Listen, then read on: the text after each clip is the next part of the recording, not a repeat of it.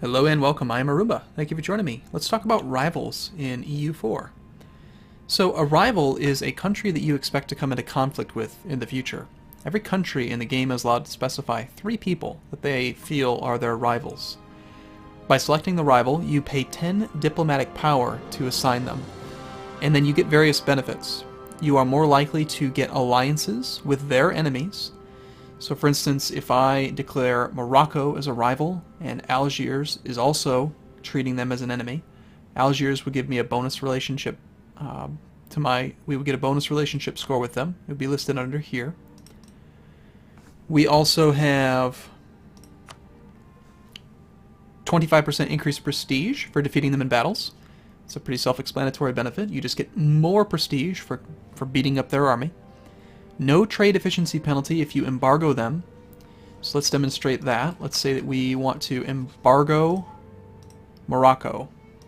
We want to reduce their trade power in the Sevilla trade network. Okay. By doing that, we're taking a 5% trade embargo penalty on our trade efficiency score, which is how efficient we are at trading. By doing that, essentially it costs us money. But if we specify them as a rival, say we make Morocco into a rival, and we go back to that screen, we can see that we no longer have that minus 5% penalty, and we're able to embargo them safely. Now if we go back and look at the other benefits, plus 20% spy offense basically reduces the chances that you get caught doing bad things to them. So say for example I want to fabricate a claim on my next door neighbor here, Castile. I want to kind of backstab them. So I'm going to do a covert action. I'm going to fabricate a claim. Notice that my risk of discovery is 0.09% per day. So that number does add up pretty quickly. 0.1% per day. It could happen quite quickly. So I go ahead and I do that. Remember, it was at 0.09. Now we go back and let's specify Castile as a rival as well.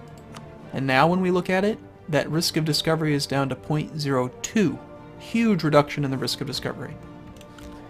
Now if we go back, we also have just one more benefit I think. Minus 33% diplomatic power cost for demanding provinces from them in a peace deal. So if I attack Castile over my fabricated claim and I'm doing really well and I want to take a little bit of extra land, by default the power cost, the diplomatic power cost I believe is 25.